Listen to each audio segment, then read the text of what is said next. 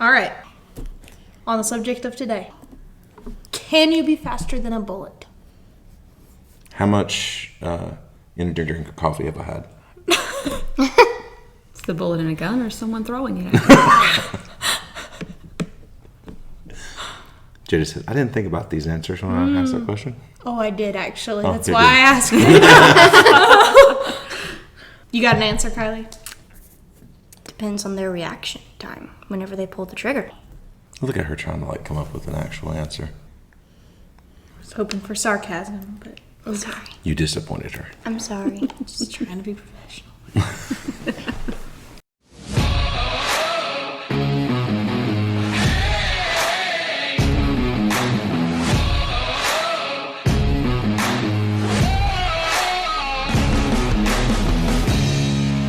All right, guys, so today we're talking about the good, the bad, and the ugly of gun defense. Mm-hmm. And we are joined by Jentry, our regular guest. Yes. And by ugly, we may not just be talking about if it fails. We might just be talking about really bad technique. Yeah. Yeah. Ad time. Man, my trigger pull has gotten so much better. What'd you say that this was called? A SIRT pistol. SIRT, SIRT. It's a laser pistol that allows you to work on the fundamentals of shooting without using tons of expensive ammo. That's crazy. It felt almost exactly like a real gun, but without the recoil. That's because SIRT models its pistols after real guns. They have multiple models from real companies that have realistic trigger pull, and most of them have removable magazines, so you can even work on reloading. Wow, no wonder it helps so much. Yeah, and the best part is that if you go to sirtpistol.com, you can get 10% off with the coupon code IMPACTDEFENSE. Awesome. How do you spell that again? SIRT, SIRT. Cool.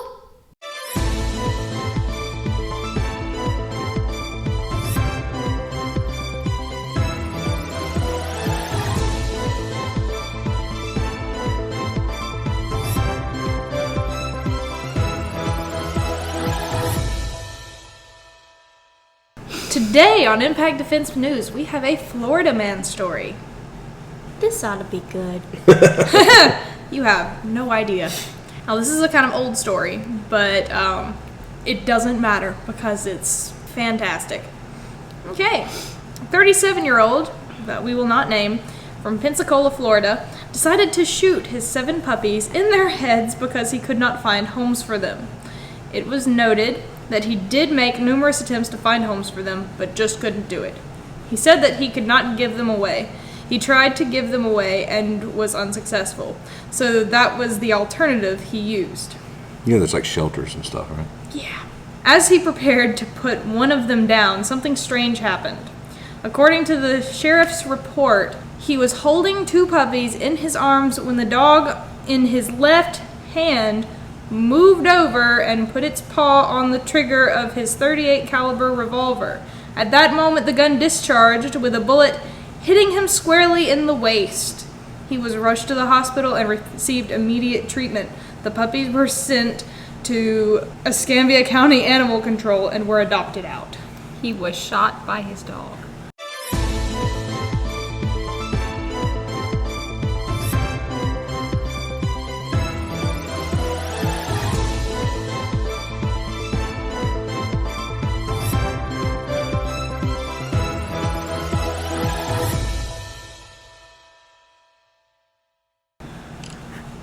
Wow. So in this instance, it wasn't a human performing the self-defense. It was a puppy. It was a puppy. Good I was job, trying to puppy. figure out how in the world this was a self-defense story. I thought, you're just bringing this weird story about this guy who just had no sense and just decided to shoot all those puppies in the head. Good job, puppy. Dang, Kylie. This is coming from the girl who doesn't even like dogs. Well, she doesn't want to own one. But Part of me wonders if this is just him trying to come up with a reason that he shot himself on accident. yeah. That was better than admitting that he was stupid. But in the process, just What kind of gun did you say it was? .38 caliber revolver. Okay. If he pulled the hammer back Yes. and fired it in single action mode, then that is, It's possible. It's possible is because it is a very short light- snip. Yeah. And apparently, Kylie applauds the puppy. And apparently, once a puppy is kills somebody, or not kill somebody, shoot somebody, it's more easily adopted. Well, I mean, you hear the story that it like shot the person trying to shoot it at its siblings in the head, and you're kind of just like, oh, let's give it a good life. But let's say it had bit the person instead, then it would be put down. So, just so we're straight, dogs can shoot people, they just can't bite them. Right. Good podcast today, guys. I think it's time to wrap it up. Yeah, I don't. It doesn't get any better than this. Or worse, depends on how you want to look at it.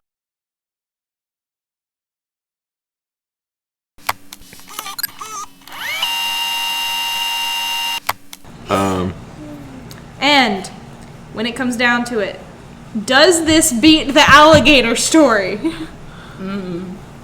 Okay, I still question whether that actually happened the way that happened right there. Let's just judge it by if it did. If it did, then it has to be up there with the alligator story.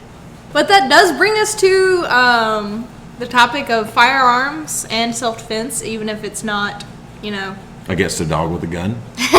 Yes. Probably could have avoided that whole thing by just taking them to a shelter in the first place, but... Should we bring this into our classes? So today we're going to be doing gun defense against a dog with a gun.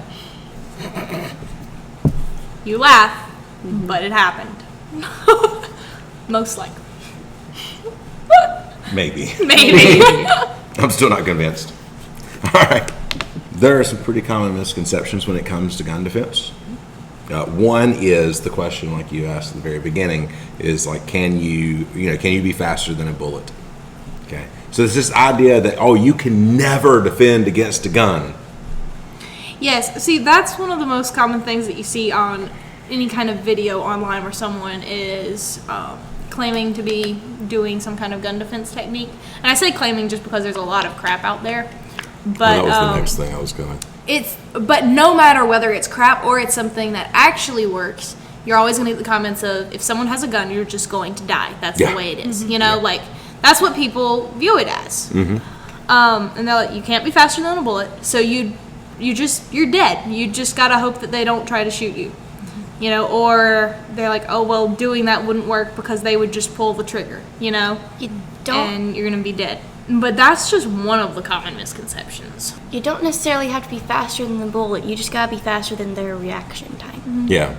And then another common misconception would be someone who carries a gun thinking that they can shoot someone holding a gun at them. Yes. Yeah. So we posted a picture, I don't know, it's been a while at this point in time, of someone holding someone at gunpoint in an alley.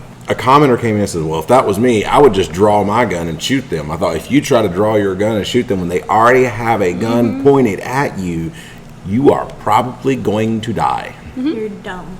A misconception that a lot of people have is that the gun is actually the hardest weapon to defend against. And it's actually not. The knife is actually the hardest. And if you've ever done pressure training and testing, you know that. But you can also look at statistics. When somebody is trying to kill someone with a knife, they are more likely to kill you than if somebody is trying to kill someone with a gun. Yeah. I'd much rather go up against a gun than a knife. Yeah, and another thing with the gun is like, I know, okay, I'm in a distance, place, whatever, that I can defend against it, or I'm not. Right. Because it's pretty cut and dry. If we're too far away, your best option is to run. Yeah. No zigzag though. Yeah, don't do this exact thing. Okay. Another kind of misconception is the fact that the guns are easy to take away. That people just think that, it's after I've got this, after I know this, no one can hurt me with a gun now because I am impenetrable, because I know how to take the gun away before they can take the shot. Also dumb. You need to practice, not just once, not just twice. Yes. A lot of times. But like, even so, okay, let's say you're very, very practiced. In all honesty, if you don't use any other kind of deceptive tactic or anything like that, your chances are 50-50. That's what's shown. When a trained person, now I realize that most people aren't trained with guns, but when a trained person with a gun is holding a gun on someone who is trained at taking it away, they have about a 50-50 chance of actually getting it away without getting shot. Now, that's better than normal chances. Yes. Right. There's somebody standing in front of you and determined to shoot you, your chances are higher that you're going to get shot. then 50-50. And I guess the last thing would be that you know, the misconception would be that, like, people can, you know, if you've got a gun, you can pretty much shoot anything, anybody, anywhere. You know, shoot anything 2 miles away, you know, whatever. Or like, oh, this will never happen to me. Or that Yeah. if you get shot once, you're out of the Yeah. running. Yeah. Because, like, you know, so there's a lot of different problems out there when people think about gun defense and stuff like that. Now, more misconceptions might be brought up throughout the podcast as we think about them, but I guess now's a good time to just move on to, like, bad tactics when it comes to gun defense, because, like we said, there is a lot of crap out there. Yeah, and if you know. want a good example of that, you can spend a little bit of time on the internet. I'm looking at you, Detroit Urban Survival Tactics, dude. You're horrible. Yes, and the bad thing is he's taken some things that are very similar to things that we teach and taught them in a way that doesn't work. Yeah, Yeah, because now you're taking things that if you train them properly actually give you a good chance, you know, Maybe. and I making mean, like- them. I've seen him do a couple things and we're like, okay, that's very similar to something we teach, but you're not even Almost making. you're it's like 75% of the way there. exactly. But that last 25% is what actually makes it work. Exactly. But he's giving lots of people a bad name, you know, just because they're like, you're just going to die. Like, he's in the process of teaching bad technique. Even people who aren't trained are going, dude, that's never going to work. But it's also building up the stigma of you can't do anything, Yeah. you know? So it's bad in multiple ways. Because some people, it's making them think, oh, I could easily defend against this. You know, and then in other cases, it's, yeah, okay, this is just proving my point of you're always going to die. There are a lot of different things out there that just does not work. I have seen too many people teach to move and then try to grab and redirect a gun. That's stupid. Because if you move, they follow. It's pretty simple as far as that kind of stuff goes. Anything where you're going to grab and try to redirect a gun and then move it over a massive part of your body is also not a great idea. Okay, you're always trying to get the shortest distance Anything away. that involves insanely complex muscle movements Exactly. is a terrible idea. Yeah, I've seen entirely too much stuff that does not rely enough on gross motor skills and relies a lot more on little fine motor skills and stuff like that. Super hard to do under adrenaline. We had an entire podcast, maybe the last time you were on Jentry, talking about adrenaline and adrenaline dumps and everything else. So, you know, it's hard to do with all of that kind of stuff. So you got to, like, focus on things that are more gross motor skill type stuff, and you know, Like shoving your palm into their face. Wow, just. redirecting the muzzle. That's what she was saying. The most dangerous part we have to think about when we're talking about the gun is the fact that it's just that one part that's going to hurt you, and it's just the muzzle. Right. You know, somebody's going to say, "What about pistol whipping?" We're talking about getting shot. I would much rather get pistol whipped than shot. Well, yeah. All right. So after picking on him and other people that teach bad things, and I mean, it's not just like people like him. I have seen a lot of things, especially within traditional martial arts, like really super traditional dudes, and we're going to pull the gun out, and now all of a sudden they're going to do all this stuff. You know, and it's like, oh, dude, you're stupid. Have you actually, like, pressure tested that? Yeah. Yeah, because it's entirely overly complicated. So, all right, good things that we should do when it comes to gun defense. Pressure test. Yep. Once you have done the technique, make sure you can actually do it real. So pressure testing. Not with a real gun. With a No, training gun. real gun, yeah. Training gun. And you wouldn't think you'd have to tell people that, but there was a wouldn't whole think. one instructor. Did I show you that video? There's a video of an instructor doing a drill on a range where he starts off with a guy with a gun to his head. I know I showed it to Yeah, you, you didn't I? showed it. Oh, yes, you told me about this. Yeah, he redirected it, and at that point in time, the gun goes off, and that's that moment you realize, oh, holy crap, this was not, this was done with a real gun with actual ammunition. And he had actually gotten in trouble because he had shot one of his students at one of the time. Yeah, so always train with a training gun. Yeah, train with training Please. guns. And like, if you want pressure test stuff, start doing it with airsoft. Or you can go to certpistol.com and use the coupon code Impact Defense and get you a cert pistol. Yeah, the red lasers doesn't hurt as much as Airsoft. airsoft even. Although the airsoft gun will probably get your adrenaline up more than a SIRT pistol. It will. Wear eye protection. Because, yes. Wear eye protection. Just because there is the risk of pain, you know. Some people are stupid. You are correct. All right, so good tactics. What I see a lot of times that a lot of people do not put into these things is kind of like psychological kind of things, you know, or engaging somebody differently. So what we talk about a lot is, I said there's a 50-50 chance, according to some studies and people who have actually done training, and you know, on both sides, you have a 50-50 chance of actually not getting shot. Well, that chance goes up significantly when you start using your words. Actually, that chance goes up significantly when the other person on the other side of the gun does not expect you to try to Fight back. defend. Yeah. So automatically, you're a little better than 50-50. Because you look at training and they know you're about to try something. Yeah. So they are mentally prepared to react quickly. They fumble whenever you start to speak to them because now you're engaging a different part of their brain. Yeah. Because whenever the bad guy picks you, they don't expect you to actually. If they thought you were going to fight, they were Yeah. not going to pick you in the first place. Unless it's a targeted thing. Yeah. Yeah. Because I'm gonna say specifically if what it's you- a vendetta, it's different. Yeah.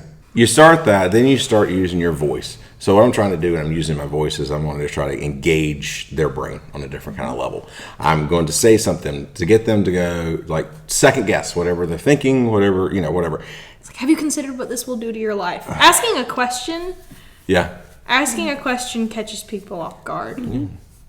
Yeah. I mean, and just sitting there and going, like, you know, please don't kill me. I don't want to die. You know, you're engaging their brain at a different level than you would be just by being quiet. Because they're having to process something other than what their intention was. Yep. In that moment, while you are speaking, if you, in the middle of the sentence, in the middle of a word, then go after that gun and redirect, your chances go up even better. So, you know, you do all these things. You might start at 50-50. Well, then everything starts changing the moment you start adding all these other pieces in. The other person is not going to expect you to fight back. That ups your chances. Then moving on, the starting to engage them, starting to speak to them, that ups your chances. You know, so, and just because you get shot doesn't mean you're going to die. And I mean, I hate to say that, but that's the truth too. Yeah. So. And then even moving on from a one-on-one situation to where it's maybe a third party with an active shooter. Yeah. You know? An active shooter situation, their intention is to shoot, you know? Yes. Like, Oh, yeah, they they're coming are in and trying to actively shoot as many people as yes. possible. There are good ways and bad ways of doing that too, you know? Yeah, you don't want to be the person that goes like, and I understand, I get the sentiment, and I get it, and it's awesome, you know, to stand there and go, hey, over here, you know, you're trying to redirect, and you're putting yourself up on as a sacrificial lamb, basically, but you're not stopping anything. It's like, while that's valiant, you might be more effective a different way. Yeah, I mean, there are really good, legitimate third-party gun disarms, really good, legitimate ways of learning how to deal with that and take someone down. And actually, we talked about that in a previous podcast. Do we? Yes, we did with Lily. Oh, to my active shooters and stuff Yes. like that. That's been a while, yeah. So, yeah, because that time we were talking about like schools Yeah. and stuff specifically. But like, if you can't exactly completely get the gun away from somebody in a situation like that, there are all kinds of other ways of doing it. I can redirect it, point it to the sky, and somebody else can help me by doing a takedown, you know, shooting in, taking their legs, and we just take them down. We work with security teams a lot on stuff like that, dealing with active shooters. We work with businesses kind of doing the same thing. We've gone around teaching that kind of stuff. You know, if you've got somebody shooting up in a building, then if you've got several people in a room, you can all stack yourself, you know, create a stack team at the door and wait for that person to come through the door and just be 90 degrees from them, move straight in. One person's job is just to grab the weapon, point it to the sky, and everybody else just takes him down and starts beating on him. That's one of my favorite things to watch at kind of our active shooter seminars. You just enjoy it because I'm one of the ones that always gets taken down and beat on. No, I enjoy it because we'll set up that scenario, and then you see all the people who were at the seminar practicing everything get to actually put it into practice, and before you know it, there's just a whole stack of people on one person, and it's funny to watch in a training situation. It is really funny to watch, and it's funny to be a part of, even when at times you realize, holy crap, there's like 5 people on top of me right now and beating me, you know. But I mean, it's really good because we'll work with security teams, we'll work with just groups of people kind of doing that. It's like, what are you going to do in this situation, and start building that. But amongst all these things, it's just real gun defense does exist. You're not just dead if someone points a gun at you, you know. But you have to do it in specific ways. It has to be using gross motor skills. You have to be able to do it under pressure. It can't be a whole lot of fine little detail things. It has to be fast. It has to be simple, and it has to be effective. Yes, you know, but there are gun takeaways that work that way, and there are legitimate intelligent options, and you know, not what Some people. Detroit Urban Survival Training might suggest. And if you want to find someone who teaches real self-defense and everything, first off, we do. We don't. It's like we don't do anything that we haven't tested under pressure. Not saying that any of us have had a real gun pointed at our face, you know, for... Not when somebody was actually going to kill me. Yeah, exactly. We do things that are actually putting us under risk, and the other person is legitimately trying to pull the trigger on something simulating a gun. Let's be honest, both of us have had loaded guns pointed at us. Yeah, but not every person is a concealed carry instructor or a firearms instructor with new people. Sir, can you please take your finger off the trigger and stop pointing the gun at me? So hand me that. And you're done. That's the sequence of events right there.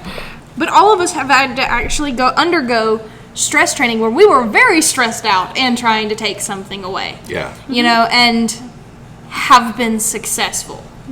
And like we said, getting shot one time also doesn't put you out of the ring.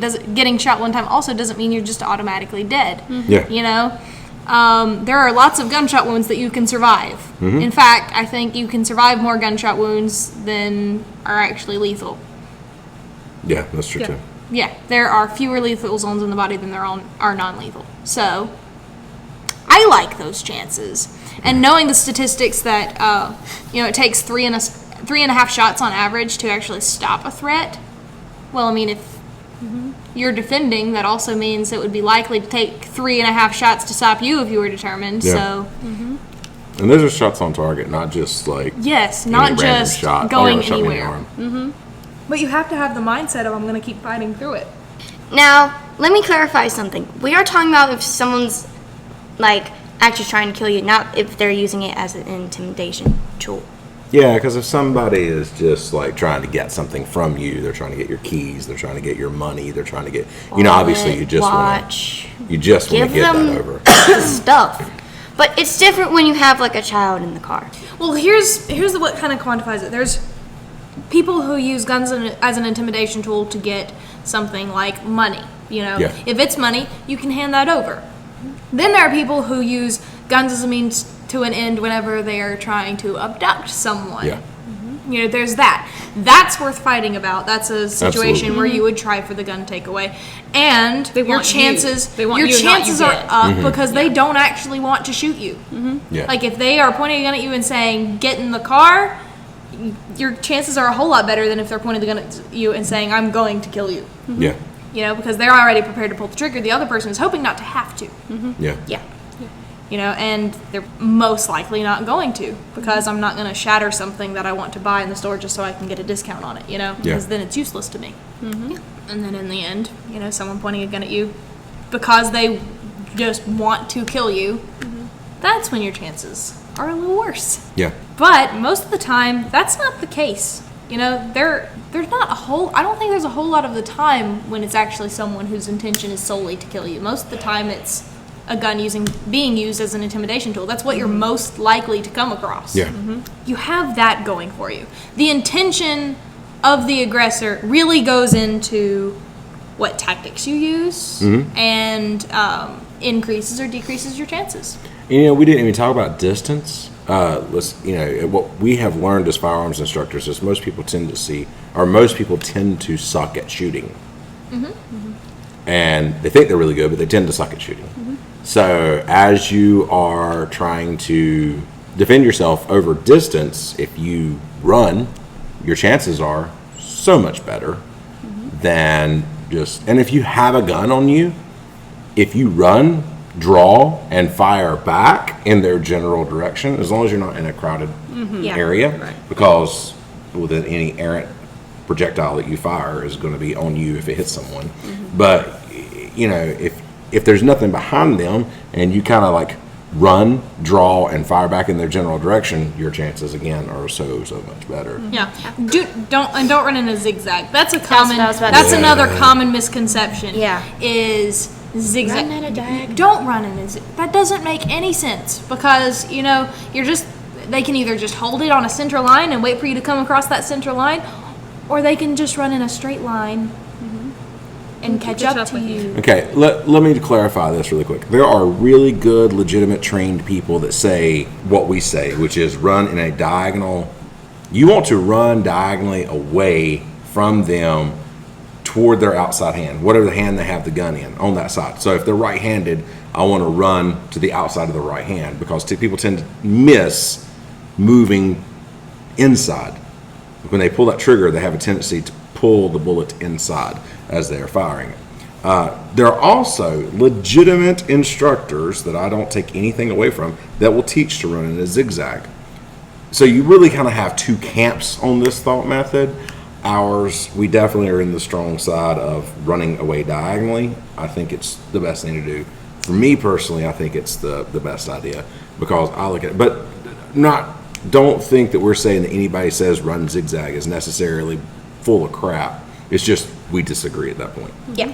That's probably the politically correct kind of way of dealing with that because there are. Diplomatic. Yeah, I mean there really are kind of. I mean there's reasons to. I get it, Yeah, and then but I just don't agree with it.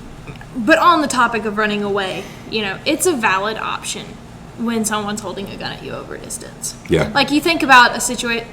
For me, if I was in a situation where I was in a building and a shooter was coming down a hallway and there's an exit over to my left past the door, I'm running for the exit. Yeah, if you have okay? cover near you. Like, just go for it because their likelihood of missing is actually really high. And I mean, if you've got If they have not engaged with you, there's no reason for you to be there. Just picture this: you're 8 years old and it's almost Christmas.